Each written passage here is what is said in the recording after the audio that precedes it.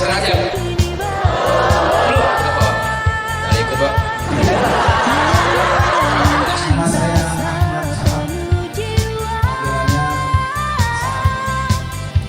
Tugas Saya Adityani, dokter muda dari Puskesmas PAUD 10 Kota Jambi.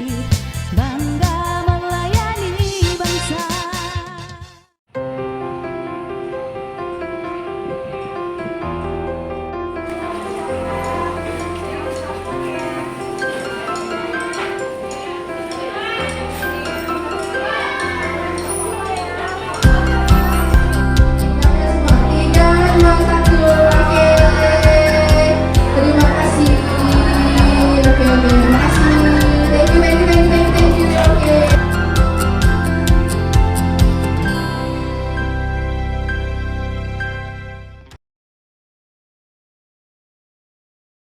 Assalamualaikum warahmatullahi wabarakatuh.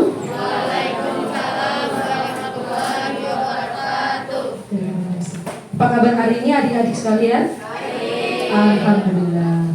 Bismillahirrahmanirrahim. Alhamdulillahirrabbilalamin. Wassalatu wassalamu ala asyrafil anbiya'i wal mursalin wa ala alihi washabihi ajmain, amma ba'd. Yang sama-sama kami hormati ada Ibu Wakil Kepala Sekolah SMA 8 SMA Negeri 8 Kota Jambi, dan yang kami hormati Bapak Panitra Pengadilan Agama Jambi, dan yang kami hormati ibu-ibu yang dari penyuluh kesehatan Puskesmas 10 ya Bu ya. Terima kasih Bu atas kehadirannya. Baik, untuk hari ini kita akan melakukan sosialisasi dampak pernikahan dini. Ya. Sudah tahu apa tema kita hari ini ya? Alhamdulillah tahu ya. Tahu pernikahan dini seperti apa? Tahu pernikahan dini itu seperti apa kalau menurutmu? Iya benar. Kalau kamu sudah umur 17 tahun belum? Belum. Udah boleh menikah? Tidak. Siap untuk mengikuti acara kita pada hari ini? Siap, bagus ya. Jadi kakak berharap kakak berharap di sini nanti teman-teman atau adik sekalian bisa mengikuti acara kita dengan sesama, dan pastinya nanti akan ada pertanyaan ya, akan ada pertanyaan. Kita membuka ruang untuk teman-teman bertanya, dan pastinya nanti kita akan memberikan door prize ya, pertanyaan yang terbaik lah ya. Jadi siap untuk mengikuti ya? Siap. Baik, tanpa memperpanjang lebar mukadimah, acara kita hari ini kita mulai dengan membaca Bismillahirrahmanirrahim. Mudah-mudahan dilancarkan sampai selesai. Amin ya rabbal alamin. Baik, untuk berikutnya kami persilahkan kepada Ibu Wakil Kepala Sekolah untuk sedikit memberikan kata sambutan kepada Ibu. Kami persilakan.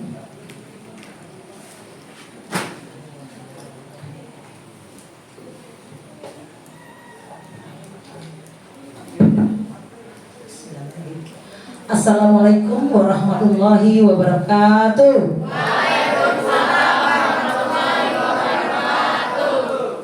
Yang terhormat Bapak Panitera dari Pengadilan Agama Kota Jambi, ibu-ibu dokter dan tenaga medis dari Puskesmas PAUD 10. Alhamdulillahirrabbilalamin. Puji syukur kita kehadirat Allah Subhanahu wa Ta'ala. Nikmat dan karunia yang kita rasakan wajib kita syukuri, karena pagi hari ini SMA 8 mendapatkan kesempatan untuk mendapat sosialisasi dampak pernikahan dini dari sisi agama dan dari sisi kesehatan. Kolaborasi ya Ananda, dari agama dan dari kesehatan. Allahumma sholli ala sayyidina Muhammad wa ala ali sayyidina Muhammad. Salawat dan salam senantiasa kita lafazkan untuk junjungan kita Nabi besar Muhammad Sallallahu Alaihi Wasallam. Semoga kita semua bisa mengikuti suri tauladan beliau dan mendapatkan syafaatnya di yaumil akhirat nanti. Amin ya rabbal alamin.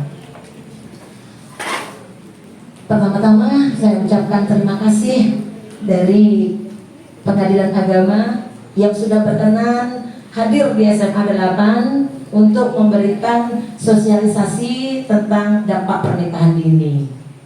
Dampaknya ada positif, ada negatif. Positifnya apa, Bu? Kalau pernikahan dini nanti pas jalan-jalan anak dengan ibunya seusia kayaknya. Itu doang. Iya kan? Ibunya masih cantik ya, padahal anaknya udah gede. Cuma itu.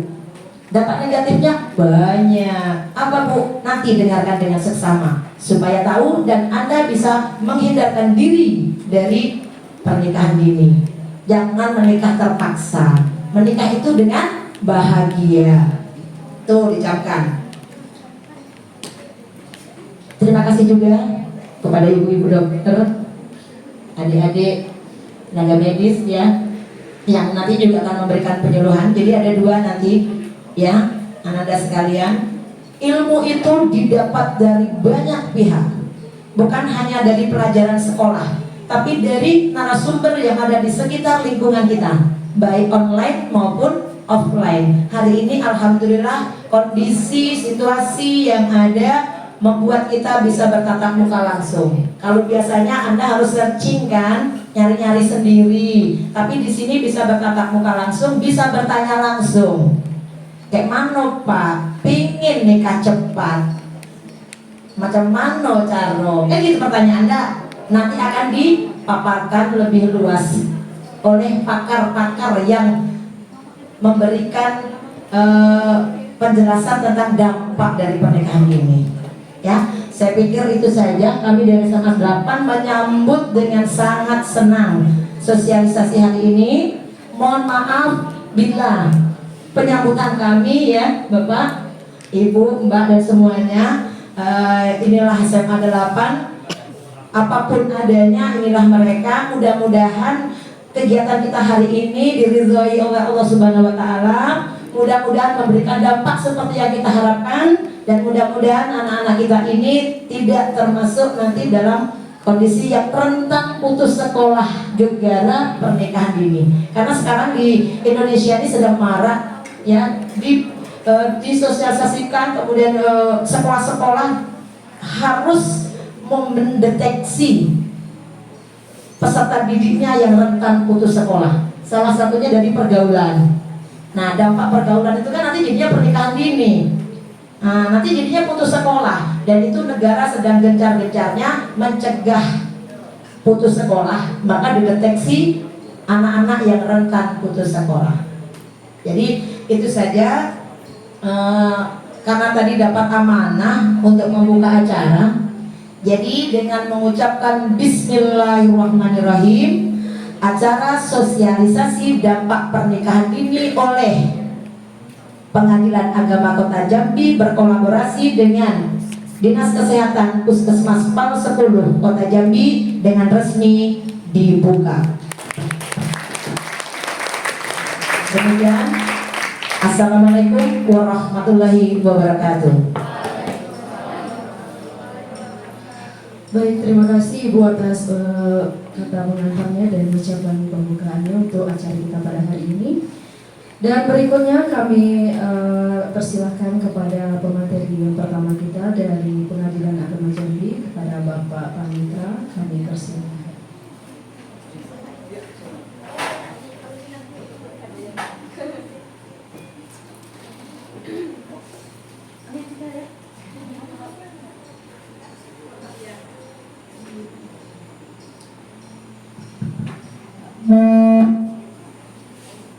Kalau saya di sini story, saya jalan-jalan boleh?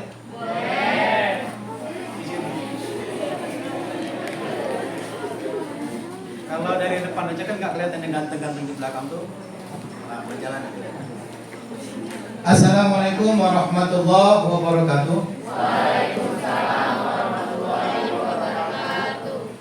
Alhamdulillahilladzi hadana li hadza wa ma kunna linahtadiya laula an hadana Allah. Asyhadu an la ilaha illallah wahdahu la syarika lah, wa asyhadu anna Muhammadan abduhu wa rasuluhu la nabiyya ba'd. Allahumma shalli wa sallim ala sayyidina Muhammad wa ala alihi wa sahbihi ajma'in, amma ba'du. Yang di belakang bingung, ini mau ceramah apa mau penyuluhan? Baik ya, pertama-tama saya perkenalkan dulu. Saya yang berdiri di depan adik-adik sekalian, mohon izin pada tim medis, saya berdiri membelakangi kita. Nama saya Ahmad Sahab, panggilannya Sahab saja. Tugas sebagai panitera di Pengadilan Agama Kota Jambi sudah sejak bulan Maret, baru ya, baru. Tadi saya ngobrol-ngobrol sama tenaga medis. Saya aslinya dari Lampung. Ada yang sudah pernah ke Lampung? Tak terkenal rupanya Lampung nih, ya. Belum ada yang pernah ke Lampung. Baik, pada pagi hari ini kita dikumpulkan di ruang kelas ini itu dalam rangka sosialisasi. Jadi ada kolaborasi disampaikan oleh Bu Wakil tadi antara Pengadilan Agama dengan tim kesehatan dari Puskesmas PAL 10 Jambi. Apa yang mau kita sampaikan, apa yang mau kita dengarkan sehingga adik-adik di sini mengorbankan waktu belajarnya ya untuk mendengarkan bapak-bapak, ibu-ibu berbincang-bincang di sini. Kalaupun nanti ternyata nggak ada hasilnya, rugi sekali kita ya. Yang pertama, sebagaimana disampaikan tadi, bahwa kita akan membahas sedikit tentang dampak negatif pernikahan dini. Bukan dini yang menikah ya. Ada yang namanya dini? Tidak ya, alhamdulillah. Nanti begitu keluar dibully pula. Oh ini si dini menikah. Pernikahan dini. Kenapa disebut pernikahan dini? Dini, tau gak? Dini itu terlalu cepat gitu ya. Tadi saya berangkat sekolah dini hari. Berarti jam berapa itu? Masih antara gelap-gelap mau terang itulah. Kecepatan. Artinya belum waktunya datang, dia sudah datang. Kalau dalam urusan kedisiplinan bagus, tapi kalau dalam urusan pernikahan, menikah dini itu ternyata banyak efek negatifnya. Kalau tadi kata Bu Wakil dampak positifnya ada, cuman satu, saya kurang setuju juga tadi ya. Karena nanti kalau jalan sama anaknya seperti seumuran gitu, ya, entah anaknya yang ketuaan atau ibunya yang kemudaan. Ternyata efek negatifnya yang banyak. Nanti kita bahas. Kenapa negara begitu berkeinginan ya melakukan pencegahan terhadap pernikahan usia dini, usia muda. Bahkan di Undang-Undang Nomor 16 2019 itu undang-undang revisi ataupun perubahan dari Undang-Undang Nomor 1 tahun 74 tentang apa? Perlindungan anak dan Undang-Undang Nomor 1 tahun 1974 tentang, kalau ada yang tahu, tadi ada souvenir ya? Ada ya? Nanti kita kasih souvenir yang bisa jawab. Ayo yang ganti-ganti di belakang kalau ada yang tahu tunjuk. Undang-Undang Nomor 1 tahun 1974 yang diubah atau direvisi dengan Undang-Undang Nomor 16 tahun 2019 adalah tentang ada yang browsing tadi tentang perkawinan. Tunjuk. Nanti kalau ada pertanyaan tunjuk ya. Jadi ketahuan gitu yang jawab. Tentang perkawinan. Kenapa negara begitu bersungguh-sungguh ya, begitu serius sekali melakukan pencegahan, mengantisipasi terhadap pernikahan dini ini? Ternyata setelah diteliti, dilakukan beberapa penelitian baik dari segi agama, sosial, budaya, terutama kesehatan, ini banyak dampak negatifnya. Sehingga pada hari ini kami ditugaskan oleh negara untuk menyampaikan kepada adik-adik sekalian, dan mohon nanti kalau sudah selesai dari acara ini sampaikan juga kepada teman-temannya ya, bahwa jangan menikah dini lah. Ini dampak negatifnya ini. Gitu. Sekarang kita lihat dulu apa penyebab pernikahan dini itu. Menurut kalian apa? Kok ada orang nikahnya cepat betul? Umur 15, umur 14 tahun menikah. Ada nggak yang umur 12 tahun menikah? Ada. Menikah dia. Padahal secara fisik dan psikis tentunya belum siap itu. Ya. Yang pertama, nah ini tolong ya. Apa penyebab sehingga terjadinya? Bahkan ini menjadi penyebab utama meningkatnya jumlah pernikahan di usia dini. Apa yang pertama? Dari segi sosial. Nah, itu tadi pergaulan. Sosial ya. Jadi banyak di antara kita yang di masyarakat bahkan ini menjadi budaya bahwa terutama tentang pemahamannya ya, pengetahuannya tentang pernikahan. Ada sebagian orang tua kita beranggapan menikahlah, cepat-cepat menikah supaya mamamu tidak terlalu berat menjadi engkau tidak menjadi beban yang berat bagi orang tua. Jadi kalau sudah nikah nanti kan sudah jadi urusan suaminya. Nah itu ada kebudayaan yang seperti itu kadang. Dari segi sosial juga seperti itu. Sudahlah menikahlah, nanti kau jadi perawan tua. Nah takut jadi perawan tua akhirnya menikah. Boleh, tapi lihat waktunya. Selanjutnya apa dampak faktor penyebabnya lagi? Ekonomi, betul. Apa?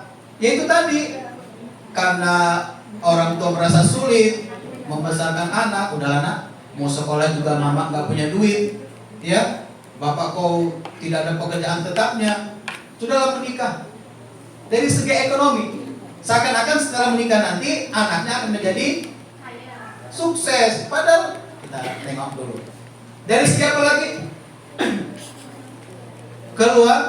Keluarga. Banyak anak-anak yang lepas kontrol dari pengawasan orang tua. Pernah nggak kau kalau pulangnya lewat maghrib atau kemalaman ditanya sama orang tuanya, dari mana nak? Kok baru pulang jam segini? Atau kalau sudah mulai telat ditelepon sama orang tuanya? Pernah? Ada nggak orang tua yang nggak nanyain? Orang tua saya nggak pernah nanya seperti itu. Bahkan ada anak yang dikasih kunci. Nah, kamu pulang jam berapa ini kunci ya? Kira-kira betul nggak itu? Betul ya? Tidak, no. Masa anak ini dibebaskan begitu? Anak harus selalu berada di bawah pengawasan orang tuanya. Orang tua yang sering khawatir sama kalian, itu jangan kau orang tua saya cerewet kali ini. Saya kan sudah besar, bebasinlah, jangan ya. Justru kita bersyukur kalau orang tua kita sering memantau kita. Bukan usil, dia tahu anaknya sangat berharga. Orang siapa yang melihara ayam di rumah? Tuh ayam nggak pulang satu aja kan dicariin. Kenapa? Ayam itu berharga. Abangnya melihara kambing. Ada yang ternak kambing. Waduh, satu aja nggak pulang itu cariin itu kambing. Kenapa? Kambing itu sangat berharga. Orang tua kita juga sama seperti itu. Ketika anaknya sudah lewat waktu, belum pulang, ditanya anaknya, kemana? Kenapa? Begitu berharganya kita bagi orang tua kita. Jadi kalau kau habis maghrib belum pulang, lewat malam belum pulang, tengah malam belum pulang, orang tua nggak bertanya, kau buat tanda tanya besar untuk orang tuamu. Saya berharga nggak untuk orang tua saya ini kok saya tanya. Selanjutnya apa lagi faktor penyebabnya? Ini saya lihat, ini bukan pondok ya. Saya lihat masing-masing pegang HP, pada punya Android. Ini kalau kita nggak kontrol, nah inilah faktor penyebab terbesar nomor 2 yang menyebabkan anak-anak menikah dini. Kenapa? Salah memanfaatkan teknologi. Maaf ya, kita bukan berbicara porno aksi atau pornografi, tapi itulah kenyataannya. Begitu mudahnya kita mengakses informasi-informasi tentang porno aksi dan pornografi. Bahkan kita nggak ngebuka aja. Kita browsing apa ya? Kita membrowsing tentang pelajaran. Itu mereka nyangkut itu. Mulailah si setan itu berbisik. Bukalah gitu kan.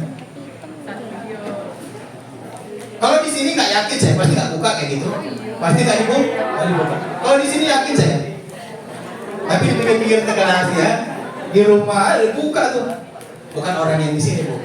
Kalau di kelas kita buka. Tapi kalau di rumah, apa ada jaminan kau tak buka? Akhirnya, ya nanti akan dijelaskan oleh para tenaga medis berapa banyak sensor apa ya di otak ini yang akhirnya rusak gitu. Ya, dia tidak menjadi tidak menjadi penyaring terhadap hal-hal negatif. Karena dirusak itu tadi. Dan ini akan merubah perilaku, mempengaruhi perilaku kita menjadi perilaku liar. Kalau sudah sering buka porno aksi, pornografi, akhirnya ingin tahu. Nah, ingin tahu itulah akhirnya nanti bisa menjerumuskan kita menjadi melakukan perbuatan yang tidak senonoh. Yang nanti ujung-ujungnya apa? MBA. Tahu MBA? Bukan basketball di apa MBA? Married by accident. Sudah kecelakaan duluan. Itu, aduh, hati-hati ya. Ini akibat dari pergaulan bebas juga. Ini selanjutnya yang menyebabkan anak-anak menikah dini, itu faktor penyebab terbesar keduanya adalah pergaulan bebas. Nanti malah menjurus kepada seks bebas. Supaya tidak melakukan ini apa pencegahannya? Jangan pacaran.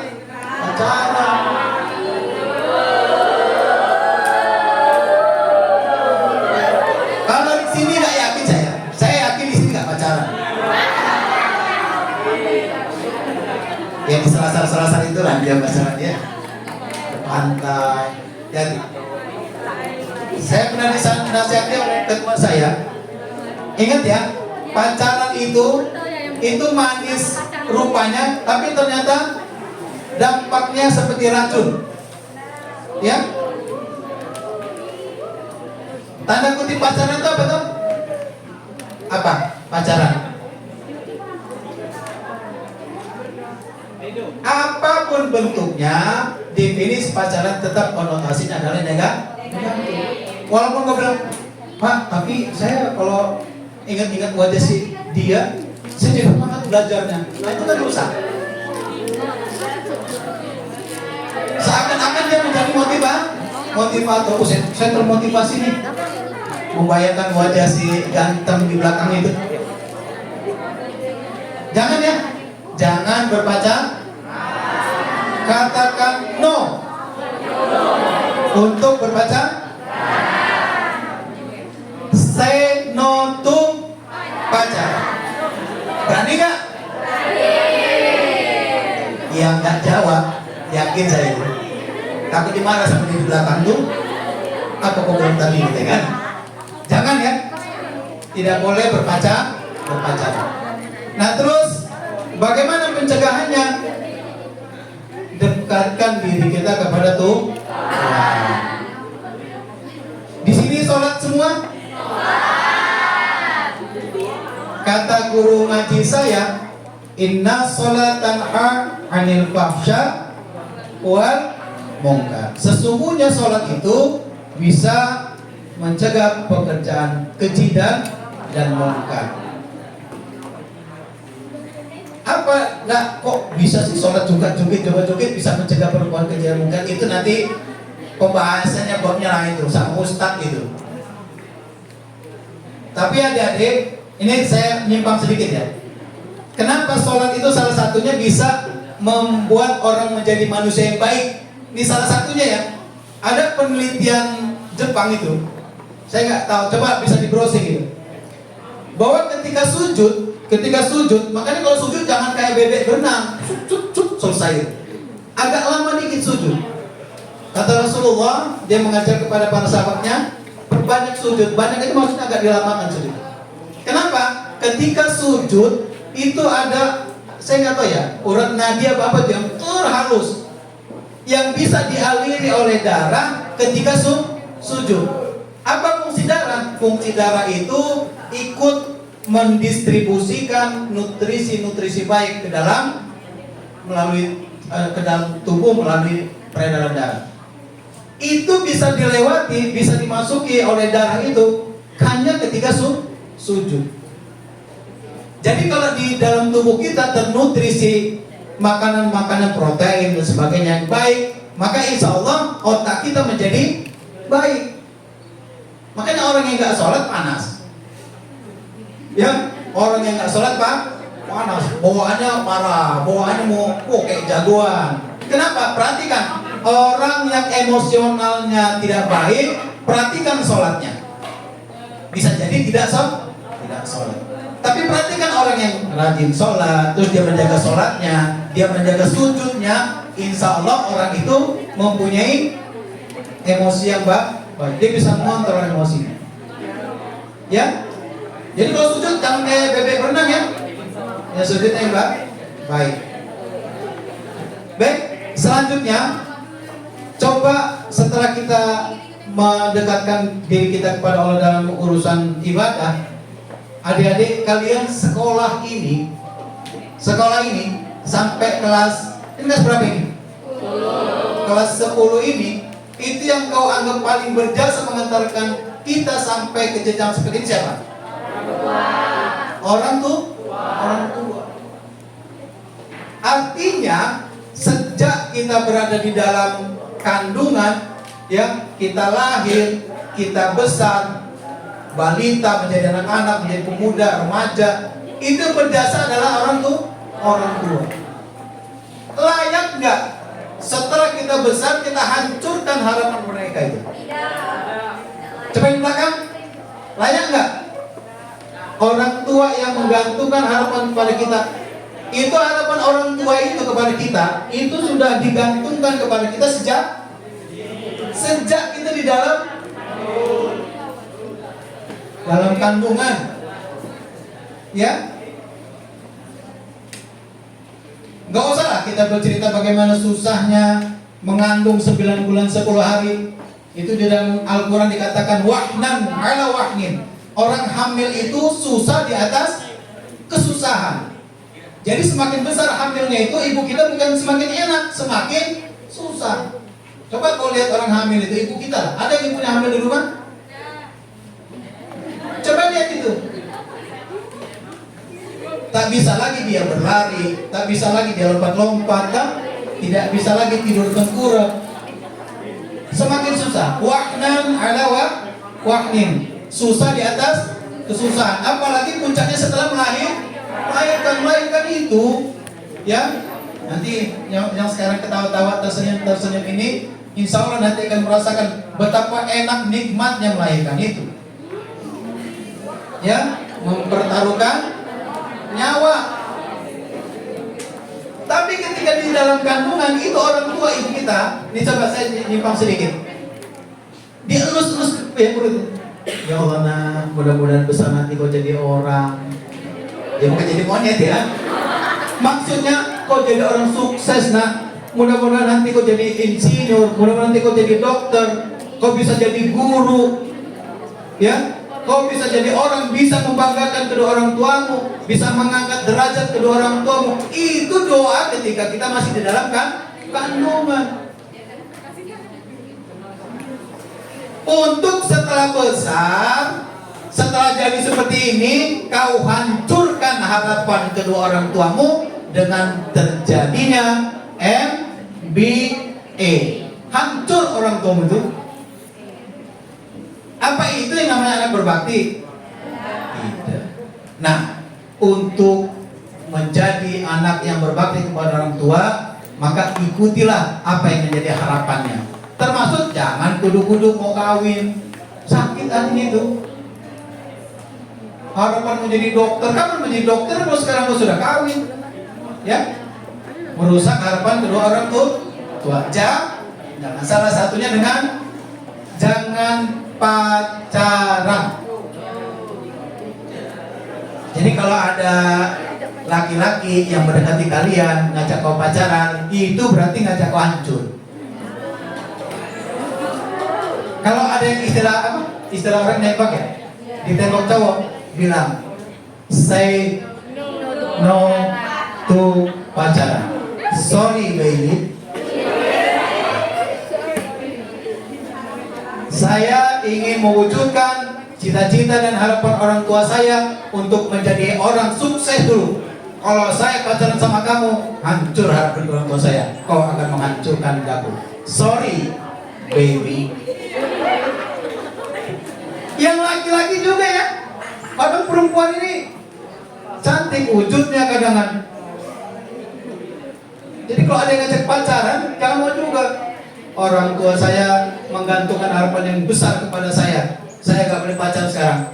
Say no to pacaran. Sanggup? Yang gak jawab sudah punya pacar. Mau diputusin gimana ya? Ingat itu.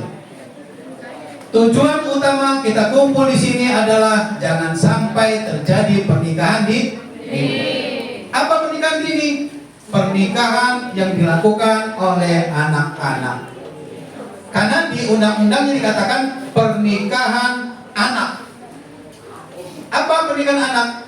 Anak itu apa? Anak menurut undang-undang adalah orang yang belum berusia. Siapa yang 17? Ini 12 yang belum keluar ini ya. Ayo yang bisa jawab. Yang bisa jawab dapat door prize 1. Menurut undang-undang yang masuk dalam kelompok anak orang yang belum berusia 19 tahun. Siapa namanya? AB5. AB5. Kelas berapa? Mana? Silakan. Ya, ini ya, berdiri. Coba dibuka. Apa souvenirnya? Siapa tahu naik haji jika mampu. Nah, apa itu?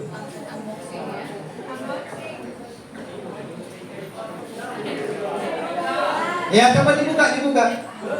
Muk. Kalau kata anak sekarang muk. Ya, dibuka. Ada tulisannya enggak? Ah, coba kau baca buat. Nikah dini tidak keren, prestasi dini baru keren. Jadi ini yang dapat ini harus semangat ya. Nikah dini tak keren, prestasi dini baru keren. Jangan nanti prestasinya. Apa prestasi saya keluar dari sekolah? Aku lagi nikah duluan. Nah, ya itu ya. Ya sama-sama. Tolong dicapai itu. Jadi usia nikah dini itu usia yang menikah di bawah 19 tahun. Ternyata menurut sosial, budaya, kesehatan, agama, norma-norma lainnya itu belum memenuhi persyaratan kita untuk menikah. Nanti secara medis, secara kesehatan akan dijelaskan juga oleh tim medis. Ya. Baik, waktu saya 10 menit lagi.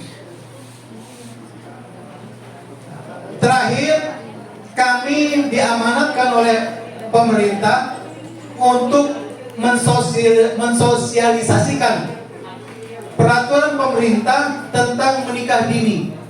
Dulu Undang-Undang Nomor 1 Tahun 1974 itu membatasi usia pernikahan untuk pria 19 tahun, untuk wanita 16 tahun. Namun akhirnya ada pembahasan ya di Mahkamah Konstitusi bahwa itu enggak termasuk perbuatan diskriminasi. Kenapa membedakan orang hanya karena gendernya? Tadi kan ya, dari segi gender, apa bedanya antara perempuan dan laki-laki sehingga dibatasi usia penyebutannya sebagai anak yang sudah layak untuk menikah?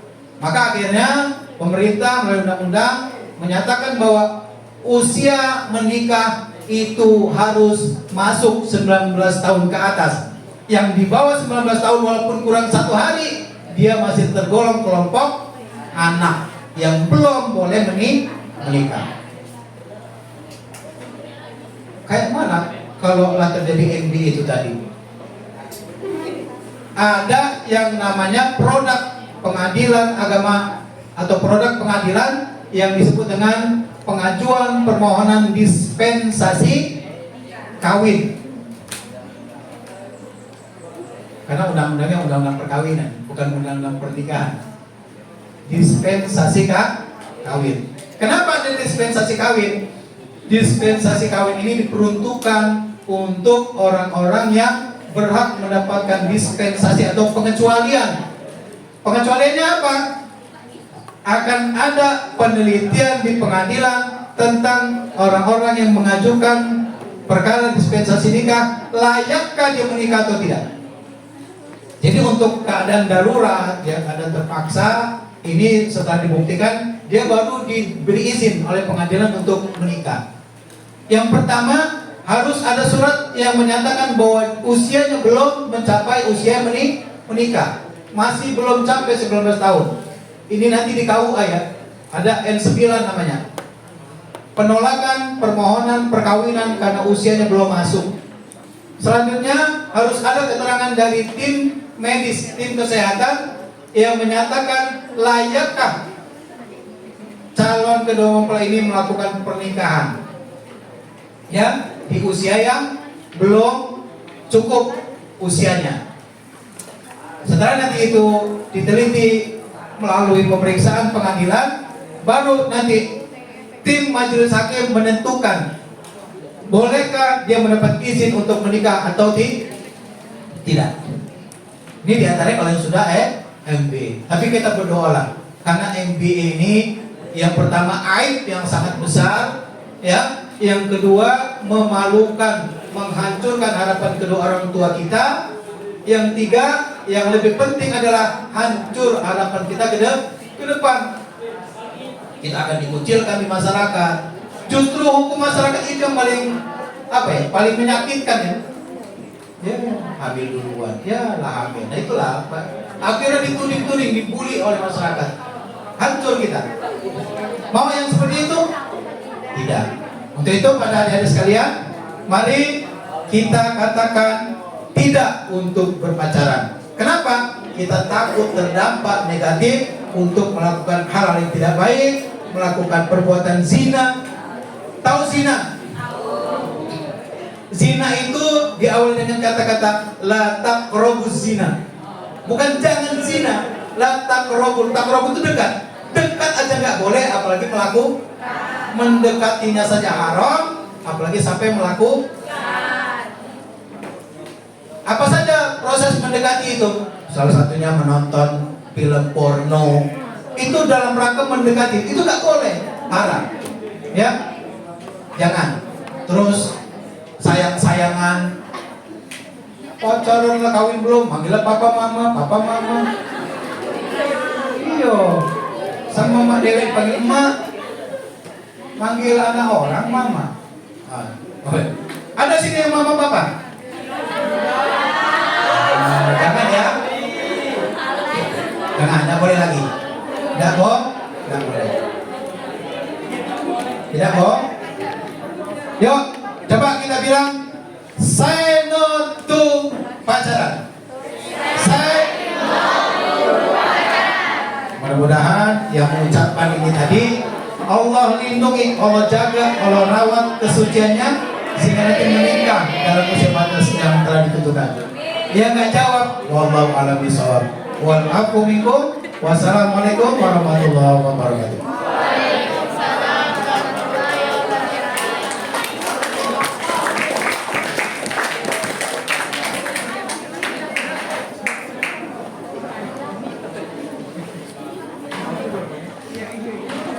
Baik, terima kasih kepada Bapak materi pertama kita, Bapak Panitra untuk Pengadilan Agama Jambi.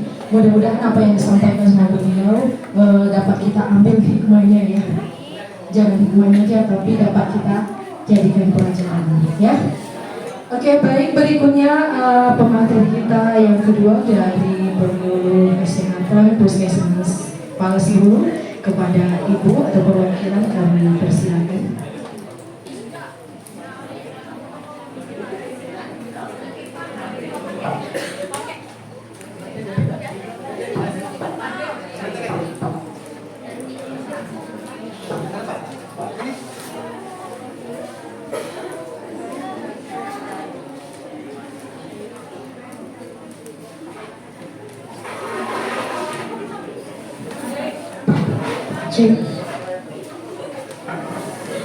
Baiklah, bismillahirrahmanirrahim. Assalamualaikum warahmatullahi wabarakatuh. Sebelumnya tak kenal maka tak sayang, izinkan saya memperkenalkan diri terlebih dahulu. Saya Adityani, dokter muda dari Puskesmas PAL 10 Kota Jambi, yang mana pada hari ini diberikan kesempatan untuk memberikan sedikit penyuluhan kepada adik-adik semua tentang bahaya pernikahan dini dari sisi kesehatan. Nah, tadi sudah dijelaskan oleh Pak Sahat pernikahan dini itu apa. Jadi mungkin saya ulang kembali, pernikahan itu sendiri adalah suatu bentuk ikatan antara seorang pria dan wanita yang membentuk sebuah keluarga ataupun rumah tangga. Sementara pernikahan dini adalah pernikahan yang dilakukan pada usia di bawah ideal untuk menikah. Tadi Pak Sahat menjelaskan kalau menurut undang-undang usia ideal menikah itu adalah lebih dari 19 tahun. Namun sedikit berbeda dari sisi kesehatan. Ada yang tahu nggak di sini usia ideal menikah perempuan itu dari rentang berapa dan laki-laki itu dari rentang berapa dari segi kesehatan? Jadi ada yang tahu nggak? Jadi saya jelaskan ya, untuk usia ideal menikah pada perempuan dari sisi kesehatan itu idealnya adalah usia lebih dari 21 tahun. Sementara pada laki-laki itu lebih dari 25 tahun. Kenapa? Jadi seperti yang dijelaskan tadi, pernikahan dini adalah pernikahan yang dilakukan pada usia di bawah umur atau banyak dilakukan pada remaja. Nah, remaja itu sendiri apa? Remaja adalah masa transisi dari anak-anak menuju dewasa muda. Dibilang dewasa tapi masih anak-anak, dibilang anak-anak tapi dia sedang proses menuju kedewasaan. Nah, remaja ini sendiri kita akan pada masa remaja kita akan melalui 3 fase penting. Ada remaja awal, remaja menengah, dan remaja akhir. Untuk remaja awal, rentang usianya itu dari 11 tahun sampai 14 tahun. Nah, pada masa ini kita akan memulai pertumbuhan dan di sini akan terjadi peningkatan hormon-hormon untuk mematangkan reproduksi kita. Kemudian pada remaja menengah, hormon itu akan semakin meningkat, dan pada remaja akhir di mana usia rentang 19 sampai 21 tahun, maka reproduksi kita itu akan lebih matang. Kenapa laki-laki 25 tahun sementara perempuan 21 tahun? Jadi banyak banget penelitian kesehatan yang melaporkan kalau perempuan itu matangnya organ reproduksinya, siapnya organ reproduksinya untuk membuahi itu di usia lebih dari 21 tahun. Kalau laki-laki kenapa 25 tahun? Karena banyak penelitian mungkin agak jorok ya. Kalau sperma laki-laki itu lebih matang dan siap untuk membuahi itu di usia lebih dari 25 tahun. Nah, tadi juga udah dijelasin apa aja sih faktor yang bisa menyebabkan terjadinya atau faktor yang menyebabkan banyak sekali adik-adik atau mungkin teman-teman adik-adik yang melakukan pernikahan dini, baik dari segi sosial, ekonomi, dan juga psikologis. Jadi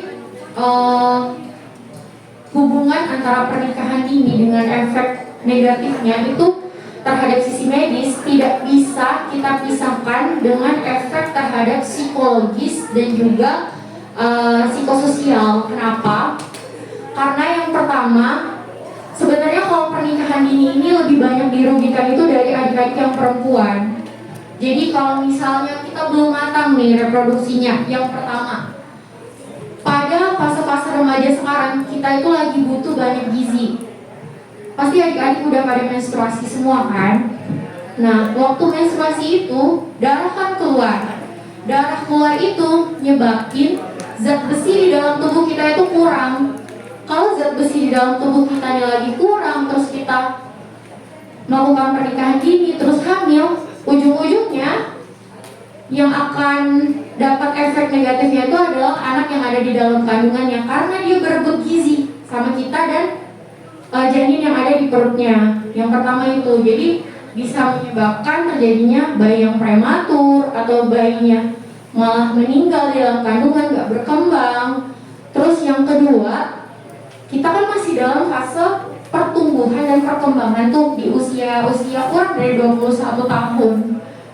Kenapa sih itu bahaya? Karena orang yang melakukan pernikahan dini otomatis kan pasti setelah menikah berhubungan seksual kemudian hamil. Nah, pada masa pertumbuhan itu panggul kita itu masih sempit. Jadi hal itu menyebabkan banyak dari kita yang melakukan pernikahan dini, dan banyak banget itu di rumah sakit Raden Matahir, orang-orang yang usianya 17 tahun, 18 tahun, ujung-ujungnya harus sesar, operasi. Nah, resikonya juga itu bisa malah meningkatkan angka kematian ibu. Jadi kita yang lebih beresiko. Angka kematian anaknya juga karena anaknya nggak tumbuh.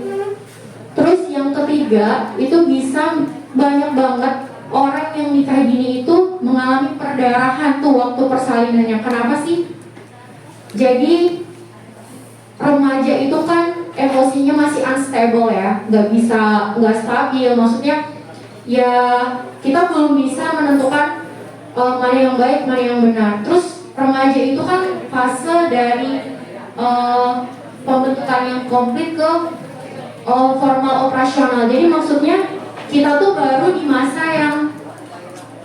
yang seharusnya kita nganggap misalnya nih yang punya pacar, kalau pacarnya nggak ngomongin artinya nggak sayang, kan lagi di fase-fase kayak gitu, bener nggak sih? Kalau misalnya orang tuanya aja deh ngasih tahu nggak boleh kayak gini, katanya sayang, kok nggak boleh sih kayak gini, itu kita lagi di fase-fase kayak gitu. Jadi tuh pikiran kita tuh terhadap sesuatu itu belum cukup matang untuk menilai mana yang benar, mana yang salah. Terus juga secara emosi juga, jadi kan tadi udah dijelasin ya, kalau hormon di tubuh kita tuh lagi meningkat-meningkatnya. Jadi emosi kita jadi unstable, yang harusnya kita nggak perlu marah jadi marah, yang kayak harusnya itu tuh nggak perlu dibaperin jadi baper kayak gitu. Jadi kalau misalnya kita memutuskan untuk melakukan pernikahan dini, misal suami kita juga usianya masih yang 19 tahun atau 17 tahun ya, terus nggak pulang main sama teman-temannya, pasti yang ceweknya pasti gerutu kan di rumah, ini kok suami nggak pulang-pulang sih, gitu kan. Nah terus padahal pengen diperhatiin, tapi ya itu tadi karena pikiran kalian yang belum matang, makanya jadi pemikiran atau keputusan terhadap sesuatu itu lebih tidak unstable. Kemudian tadi dijelasin juga kenapa sih banyak orang-orang yang nikah dini itu banyak mengalami perdarahan pasca persalinan. Jadi karena organ reproduksi kita belum matang, pikiran kita nggak stabil. Banyak nih anak-anak usia muda yang depresi waktu hamil, terus yang harusnya dia belum mengalami mual muntah waktu hamil dia harus mengalami itu. Jadi dia stres, kemudian tensinya naik, yang harusnya dia hamilnya tuh bisa baik-baik aja karena tensi yang naik tadi. Jadi seperti yang dijelaskan, kita tuh kan ada pembuluh darah yang ngalirin ke otak untuk memberikan nutrisi. Jadi sebenarnya nggak cuma ke otak, tapi ke seluruh tubuh. Kalau misalnya kita stres waktu hamil, terus tensi kita tinggi waktu persalinan, itu sangat beresiko tinggi untuk mengalami perdarahan setelah persalinan. Nah, terus yang terakhir itu bisa menyebabkan terjadinya prematur tadi sama berat bayi lahir rendah. Jadi berat bayi lahir rendah itu yaitu tadi karena kita yang harusnya nutrisi kita lagi butuh banyak-banyaknya, tapi malah berebut dengan anak kita yang ada di dalam janin. Makanya itu efeknya bisa menyebabkan terjadinya peningkatan angka kematian ibu dan juga anak. Mungkin setelah itu saya akan memberikan kepada Kak Yeti untuk menjelaskan program-program apa aja sih yang ada di puskesmas sebagai upaya pencegahan dari risiko atau efek jika kita sudah mengalami pernikahan ini.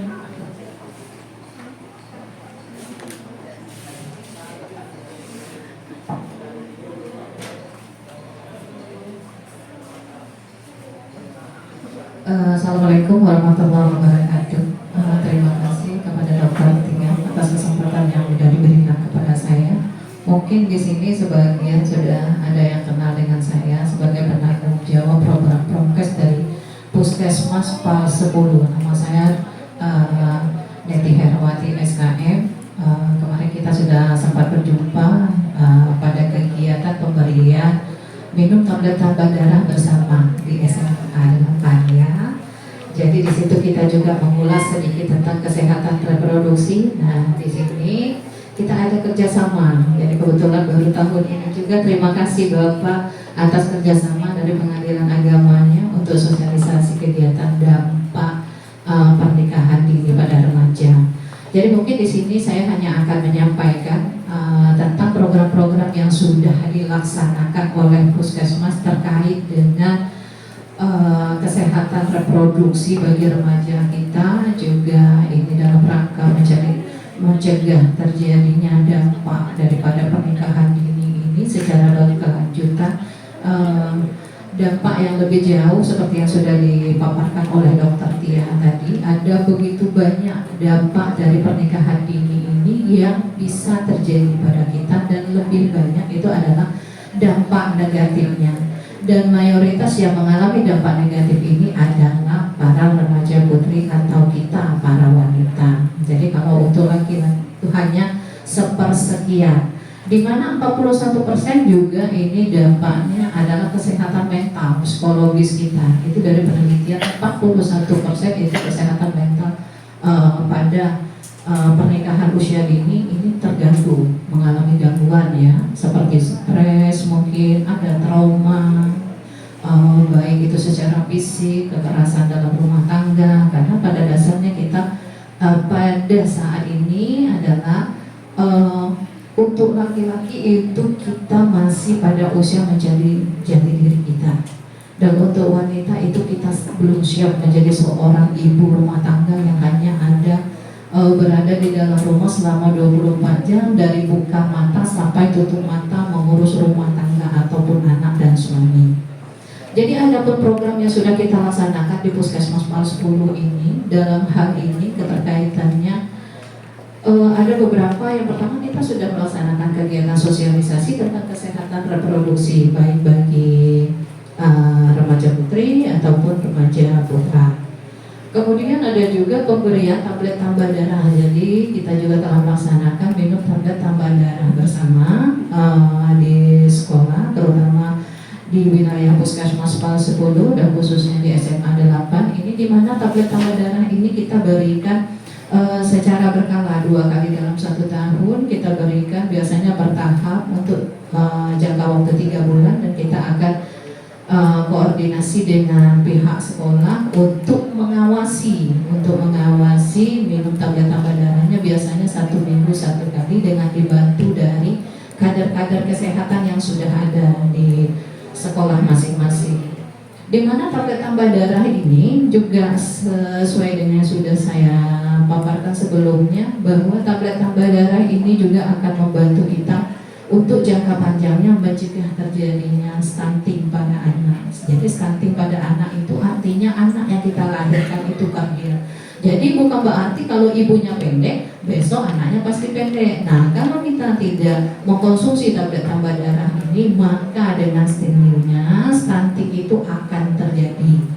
Jadi makanya kita dari remaja kita harus mengkonsumsi tablet tambah darah ini sesuai dengan kebutuhan dari tubuh kita, apalagi pada saat kita mengalami menstruasi. Itu kebutuhan tablet tambah darahnya itu menjadi 2 kali lipat dari kita hari yang biasa. Kemudian untuk kegiatan yang sudah kita laksanakan sendiri, mungkin ini masih agak kurang familiar di antara kita. Itu ada namanya kegiatan posyandu remaja. Jadi kalau ada yang dari kelurahan Kenali Asam Atas ini mungkin sudah pernah dengar ya, kita sudah melaksanakan kegiatan posyandu remaja di mana sih di sana kita juga mengadakan sosialisasi bagi para remaja kita tentang kesehatan reproduksi. Kemudian kita juga melaksanakan pemeriksaan kesehatan. Jadi secara berkala kita melakukan pemeriksaan kesehatan, baik itu menimbang berat badan, melakukan tensi, kemudian minum tablet tambah darah, dan kadang-kadang juga kita melaksanakan pemeriksaan kadar gula darah, di mana kadar gula darah ini tidak hanya ditemukan pada orang dewasa, jadi sudah banyak anak sekolah atau anak remaja yang juga mengalami gula darahnya tinggi. Jadi kalau kita kenal itu istilahnya kencing manis. Kencing manis ini akan membawa efek untuk jangka panjangnya, pertama bagi ibunya sendiri dan juga bagi anak yang dia lahirkan. Jadi diabetes ini merupakan penyakit keturunan. Jadi kalau ada orang tuanya yang mengalami diabetes, maka kalian akan 2 kali lebih besar untuk mengalami penyakit yang sama dengan orang tua. Jadi ini penyakit yang kalian turunkan, istilahnya nanti mewariskan kepada anak. Jadi bukan sesuatu yang positif ya, yang diwariskan. Maka dari itu kita harus mengontrol perilaku kita, perilaku hidup bersih dan sehat kita, perilaku kita dalam mengkonsumsi sesuatu makanan sehat, karena ini akan berpengaruh pada kesehatan kalian untuk jangka panjangnya. Kemudian untuk pemeriksaan berkala tadi kita laksanakan di posyandu dan juga kita laksanakan di sekolah ya, itu biasanya bulan 9 atau bulan 10. Jadi pemeriksaan kesehatan, tapi ini khusus untuk anak kelas 10 ya. Untuk anak kelas 10 itu 1 tahun 1 kali. Dan kita ada kegiatan atau program baru di mana sudah kita laksanakan kemarin, tapi untuk kegiatan screening jiwa. Nah, jadi screening jiwa ini tadi hubungannya ada dengan dampak dari pernikahan dini ini tadi. Makanya sesuai dengan yang dikatakan oleh Pak Sahab tadi, kita harus mengatakan say no to pacaran. Jadi jangan menambah beban kita sendiri, karena beban belajar aja sudah terlalu banyak, kita tambah lagi dengan beban memikirkan si doinya. Nanti doinya nanti nggak WA, otak kita kemana-mana. Apalagi sekarang udah pada istilahnya gampang nih, pornografi, pornoaksi udah banyak di sekitar kita. Jadi katakanlah sesuatu itu yang negatif itu, mari say no to sesuatu yang negatif. Mau pacaran, mau say no to drugs. Nah, itu harus kita katakan tidak dengan jelas, harus pasti kita. Jadi jangan sampai nanti kita akan pengaruh dari lingkungan negatif itu akan sampai kepada kita dan kita menjadi bagian dari itu. Kemudian untuk screening upaya berhenti merokok ini sudah kita laksanakan juga. Ini terutama untuk para laki-lakinya ya, para siswa laki-laki. Kemarin di sini sudah kita temukan begitu banyak anak siswa di SMA 8 yang memang sudah terpapar dengan rokok. Mungkin tidak dilaksanakan di sekolah, tapi di lingkungan ketika kita di luar. Dan ini efek sampingnya apa? Efek samping juga jangka panjang.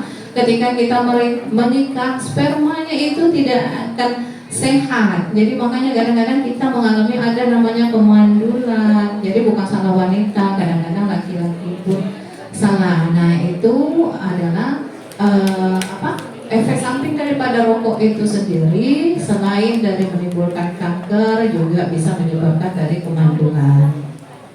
Dan yang terakhir itu kita melaksanakan pemantauan perilaku hidup bersih dan sehat di sekolah. Nah, yang kita nilai adalah salah satu itemnya itu perilaku yang merokok di sekolah itu tadi, kemudian kebersihan daripada sekolah itu sendiri, di mana kita di sini pada dasarnya menghitung jumlah toilet yang digunakan di sekolah, apakah sesuai dengan kebutuhan dari jumlah keseluruhan sasaran atau tidak. Namun sekolah selalu berusaha supaya bisa mengoptimalkan jumlah toilet yang ada, karena ini akan berdampak juga bagi kesehatan reproduksi para calon-calon ibunya ya, karena pada dasarnya wanita itu memiliki organ reproduksinya yang lebih pendek daripada laki-laki. Jadi untuk mengalami penyakit ketika kita menggunakan tombak bersama itu akan lebih besar.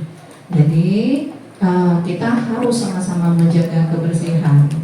Nah, untuk yang terakhir, pesan daripada saya selaku penanggung jawab dari program kesehatan di Puskesmas PAL 10, mari kita sama-sama mendukung semua kegiatan kesehatan dari pemerintah agar apa yang dicita-citakan oleh pemerintah untuk meningkatkan derajat kesehatan kalian, baik yang putri ataupun yang putra, sama-sama bisa kita capai secara optimal. Mungkin hanya itu dari saya. Terima kasih. Assalamualaikum warahmatullahi wabarakatuh.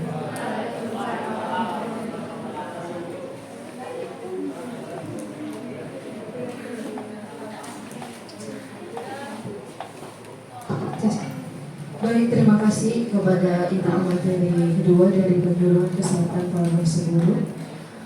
Oke, berikutnya kami membuka dua pertanyaan khusus kepada Pengadilan Agama Jambi dan dua pertanyaan juga untuk penyuluh kesehatan PAL 10. Ya, silakan adik-adik yang ingin bertanya. Ada yang ingin bertanya, silakan, ayo.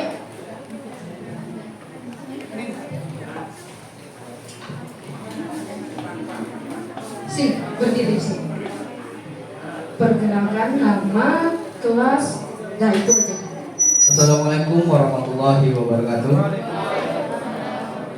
Perkenalkan, nama saya Raihes. Pak, Bu, saya ingin bertanya. Zaman sekarang kan banyak pernikahan dini kan. Kenapa di zaman dulu banyak terjadinya pernikahan dini itu baik, ya nggak ada masalah gitu. Malah zaman dulu hampir rata-rata gitu. Terima kasih. Oke, ini pertanyaan. Ya, tahan di sini dulu ya. Bagaimana Bapak Ibu? Apakah langsung dijawab atau kita tahanin dulu? Oh, satu lagi. Ya, satu lagi ya. Setelah itu kita langsung jawab. Satu lagi. Silakan. Ada lagi yang lain?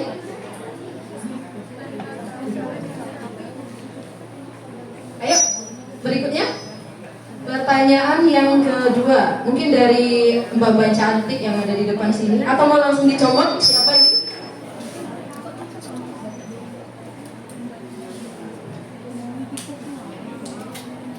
Ada. Ayo, nah, ayo, iya. Iya. Ayo udah, kamu.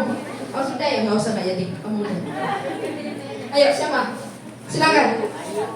Ya, ini nenek yang manis tadi, yang akan-akannya sudah, berarti yang nenek yang manis. Silakan. Pertanyaan yang terbaik. Ada, oke. Ya, berdiri di depan. Nggak apa-apa ya. Nggak dihukum kok, maju aja ya, cepat. Boleh dikasih hadiah. Hadiahnya kartu pernikahan dini. Salah ya? Oke, silakan. Sini. Assalamualaikum warahmatullahi wabarakatuh. Perkenalkan, nama saya Sarah Agamisya. Saya dari kelas 10-1. Izin bertanya Pak, Dok, Bu. Nah, saya mau bertanyakan, kemarin itu sempat viral yang banyak banget anak di bawah umur hamil yang di daerah Ponorogo itu. Nah, itu kan orang-orang tuanya kan pada demo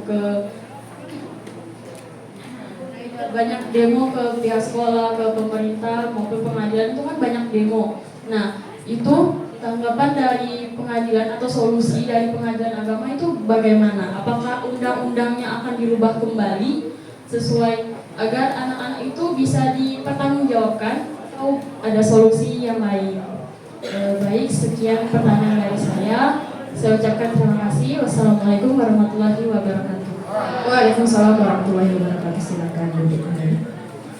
Oke, Kita langsung jawab dulu ya Pak ya. Pertanyaan pertama tadi untuk Pak Panitra, silakan Pak.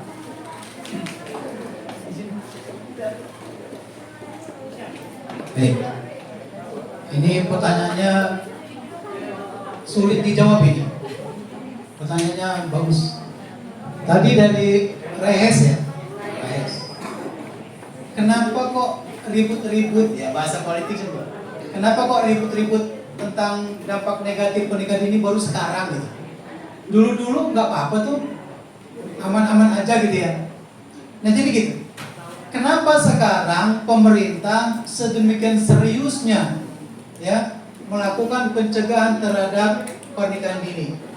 Karena memang yang namanya penelitian itu ada rentang waktu.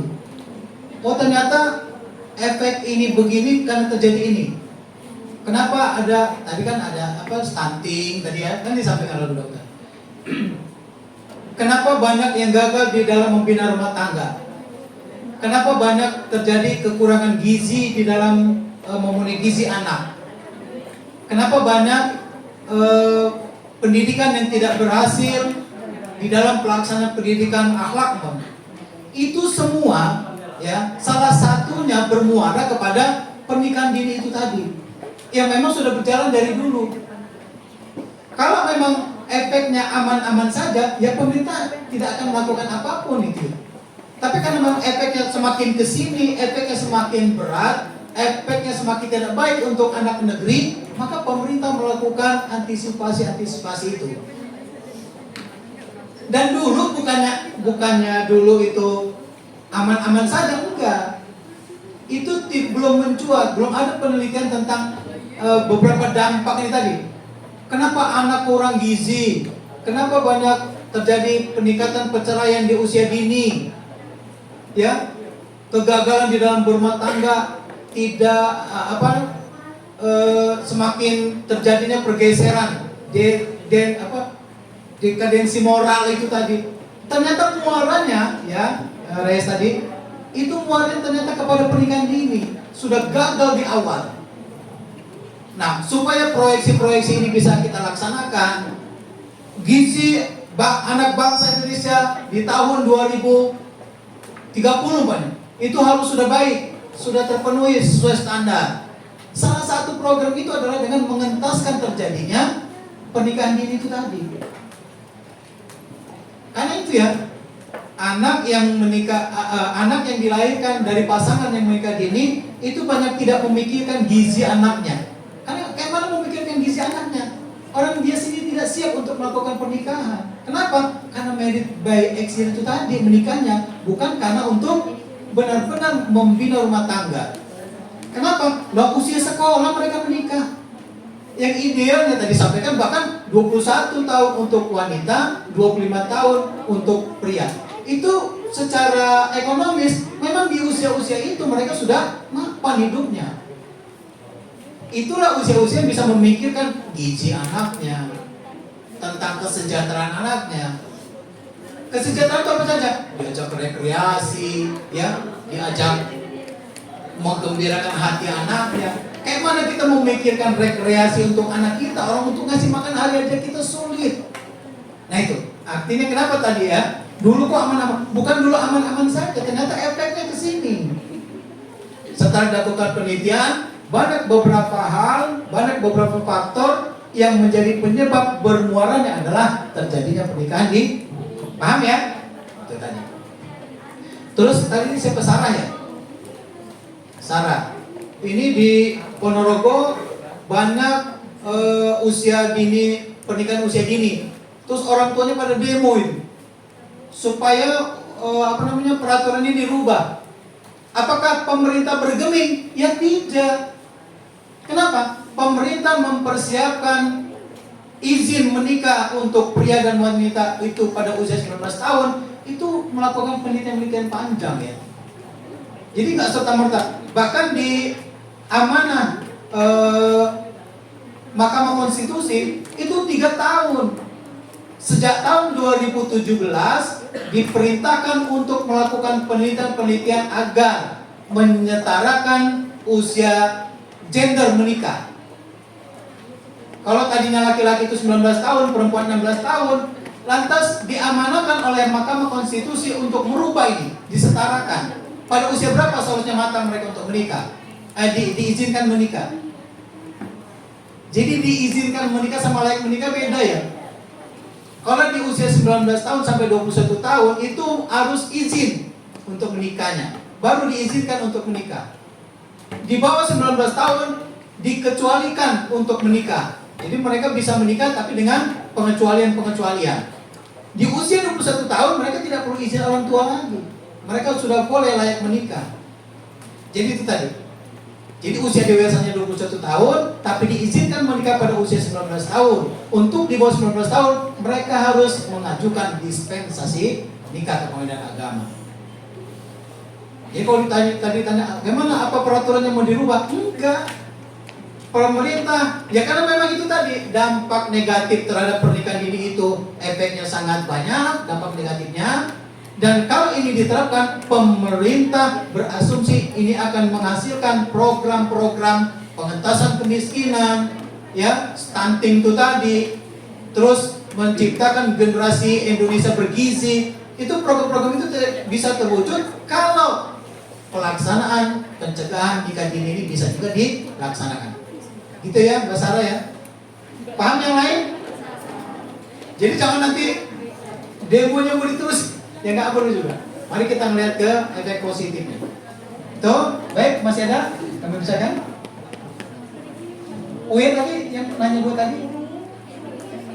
Oke, tadi yang Mas sama Mbaknya yang nanya boleh maju ke depan lagi kami tawarannya ya. Kita kasih surprise atau hadiahnya. Iya, hadiahnya berupa tiket umroh secara virtual kalau kata Pak. Sekarang lihat sini. Mbak siapa kemarin tadi? Mbak Sarah ya? Mbak? Iya. Di tengah boleh? Kami minta kesediaan Bapak Panitra untuk memberikan hadiah. Iya, Sarah. Sini ya? Sini.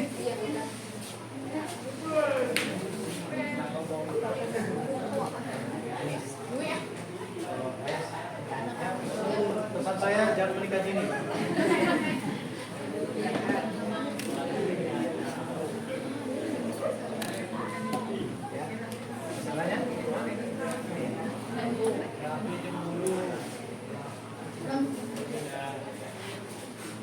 Nikah setelah sukses ya. Sekali lagi, Pak. Sekali lagi. Tangan.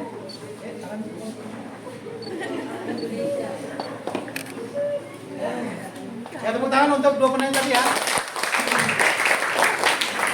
Ya, terima kasih. Dua pertanyaan lagi kita tunggu, silakan. Ada lagi? Saya nggak untuk hadiahnya itu kita bawa pulang lagi. Ayo, silakan. Ayo, ganteng sekali sini saya. Iya, ayo sini. Aduh, berantakan sekali jadi pengen benerin gitu.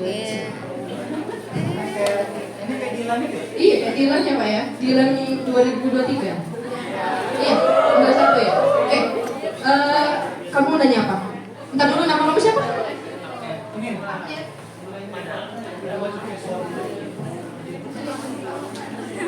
Ya udah, silakan perkenalkan nama, kemudian kelas berapa, kalau perlu nomor HP.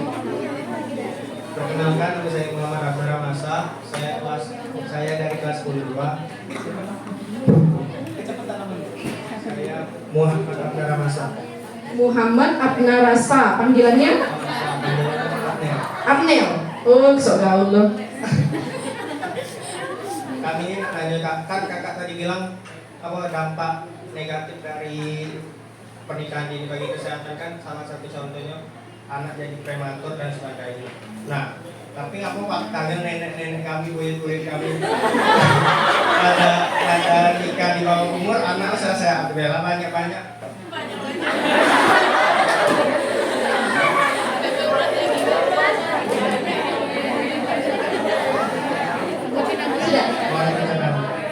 Itu Bang ya pertanyaannya. Iya, sudah ya. Pertanyaannya kenapa? Nenek kami, buyut kami banyak yang sehat. Sementara jelasin sama kakak-kakak tadi apa? Ada aborsi. Iya, sering aborsi gitu. Oh iya. Pengatur ya? Oh iya. Silakan. Dengar tadi belum tentu. Oke. Satu lagi silakan. Kecil tadi. Siapa lagi? Satu lagi. Ayo. Yang ciwi-ciwi. Nadia. Mana Nadia? Iya, Nadia. Ayo silakan. Nah, tadi kan tanya ya. Belum. Oh. Iya. Namanya siapa nih? Oh, Jelanke dulu. Syaira. Aku gemes sama ini. Yang kawan kamu sebenarnya deh. Mana dia? Ayo.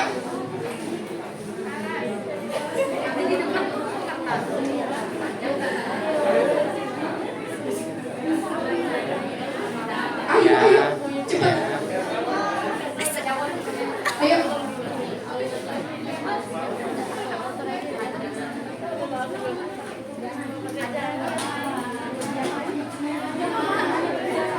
Udah siap?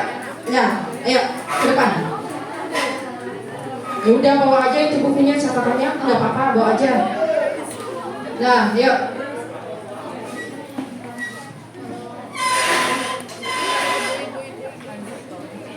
Perkenalkan nama dan kelas berapa. Setelah pertanyaannya. Oke, silakan. Perkenalkan, nama saya Syaira Raisa. Saya dari kelas 11. Izin bertanya. Tadi kan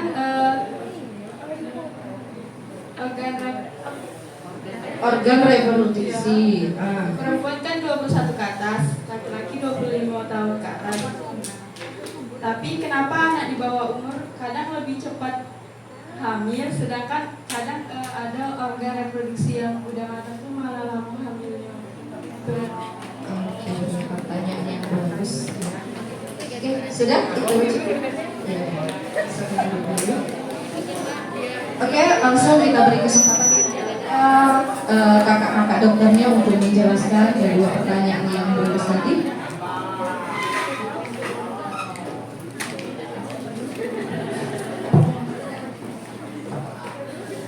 Baiklah, terima kasih sebelumnya atas pertanyaannya.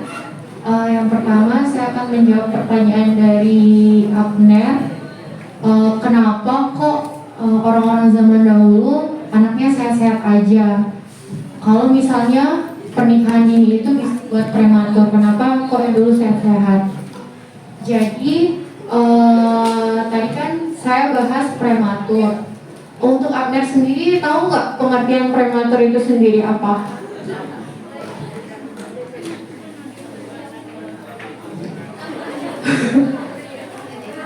Tahu nggak prematur apa? Iya benar. Jadi prematur itu lahir sebelum waktunya dan juga berat bayi lahir rendah. Tadi saya sebutkan yaitu berat bayinya itu kurang dari normalnya, yang mana normalnya itu 2-4 kilo. Kalau kurang dari 2 kilo itu bisa dikatakan prematur dan berat bayi lahir rendah. Jadi tadi seperti yang sudah dijelaskan sama Pak Sahat, kenapa sih kok malah orang dulu banyak yang sehat? Jadi ya seperti yang dijelaskan Sahat, penelitian itu kan pengerjaannya lama ya. Yang Abner lihat itu sebenarnya secara superficial, belum dilakukan penelitian-penelitian mendalam bahwa sebenarnya justru ketika melakukan pernikahan dini itu efek merugikannya itu lebih banyak. Mungkin yang dibilang Abner tadi anak neneknya sehat-sehat aja, tapi justru sebaliknya nenek saya sendiri anaknya 15 tapi yang hidup tinggal 8. Ada yang keguguran lah, ada yang usianya cuma sampai 2 tahun. Jadi sebenarnya itu nggak bisa dijadikan patokan, karena apa yang kamu jadikan persepsi itu hanya apa yang kamu lihat secara superficial, hanya apa yang ada di permukaan aja.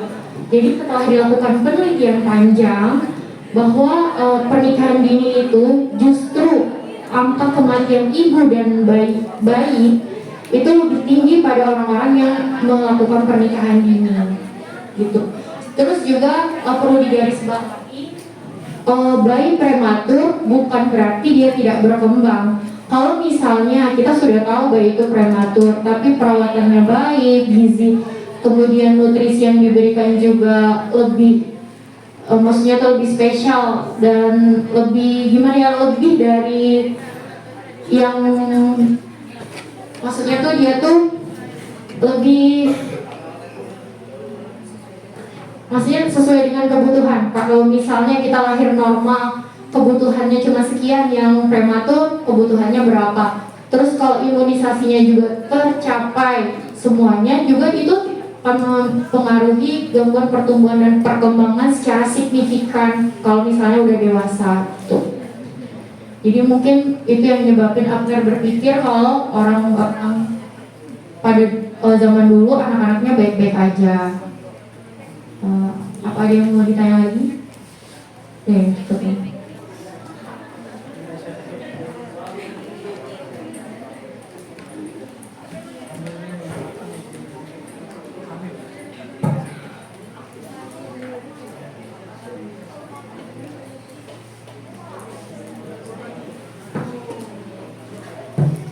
Baiklah, selanjutnya saya akan menjawab pertanyaan dari sharing back.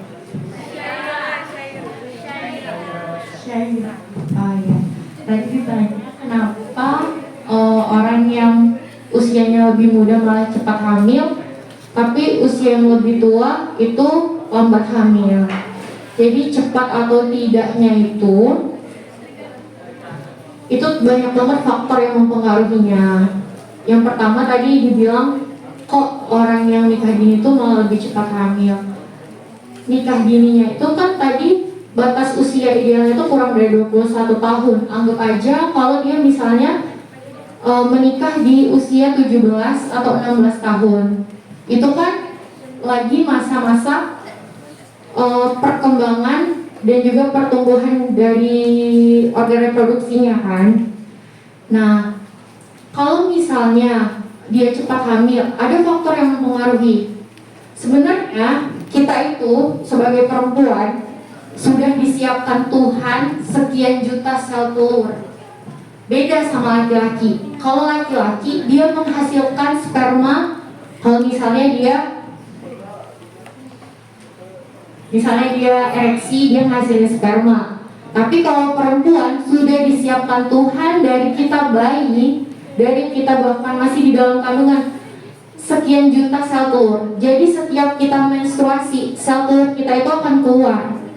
Beda kalau laki-laki menghasilkan, kalau kita udah ada dari lahir sekian juta.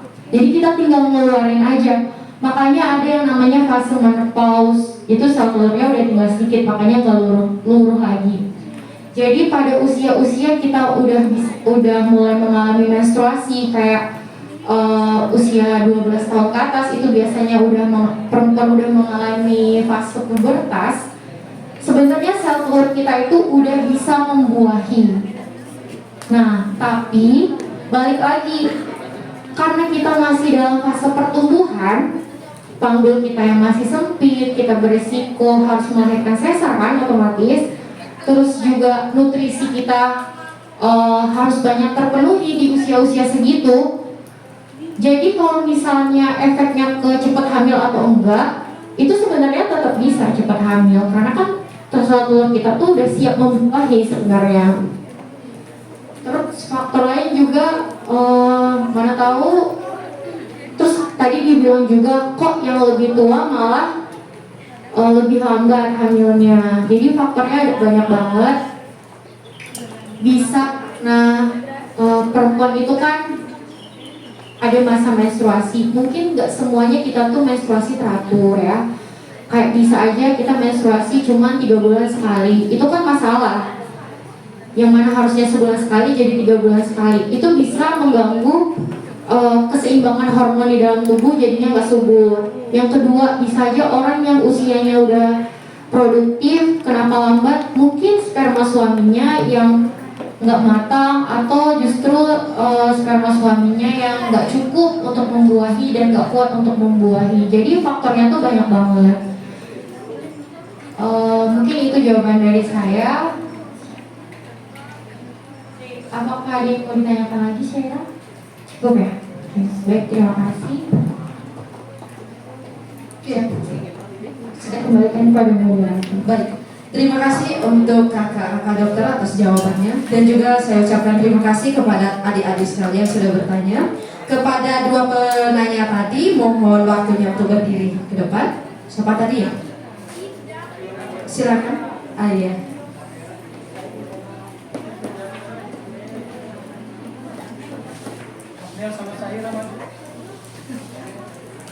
Kepada kakak-kakak dokter kami minta untuk waktunya menyerahkan hadiah.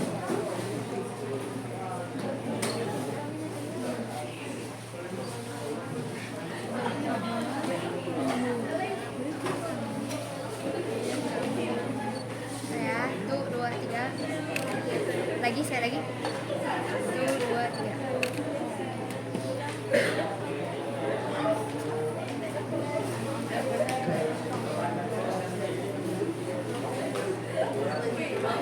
Oke, 1, 2, 3.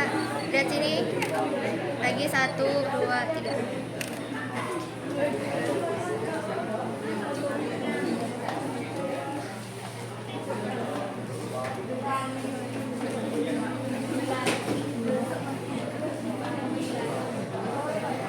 Baik, mungkin dari Pak Raditra dan Ibu-Ibu dokter ada yang bisa perlu disampaikan lagi, Bu? Pak? Bagaimana Pak? Cukup? Cukup ya? Ya, Ibu gimana? Cukup? Cukup, iya.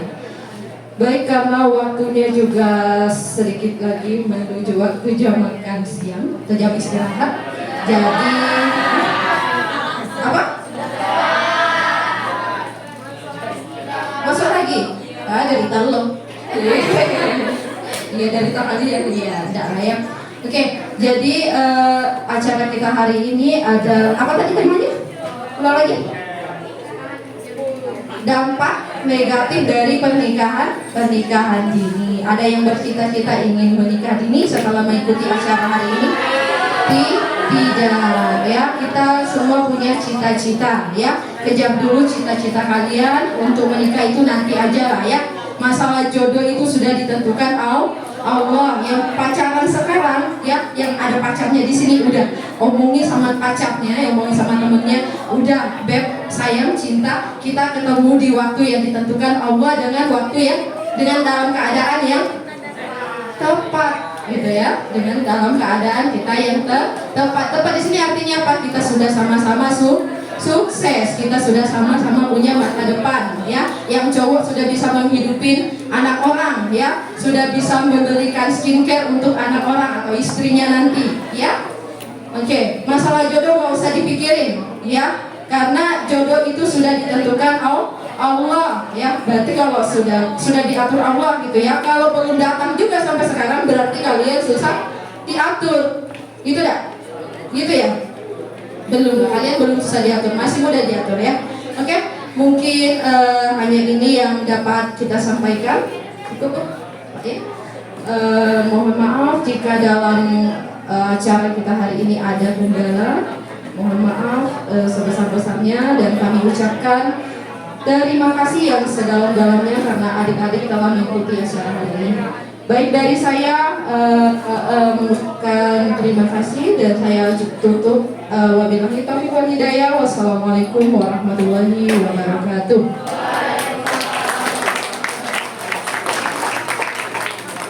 Kami minta foto bersama sebentar, boleh?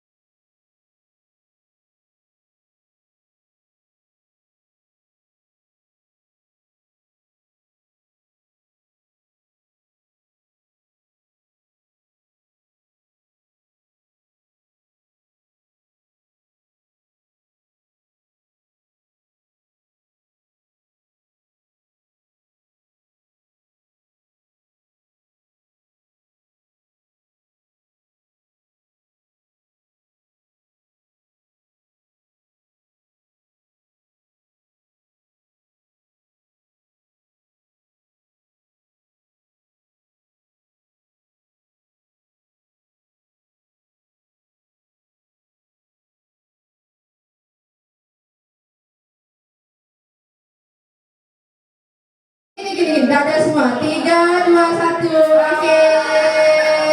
Terima kasih.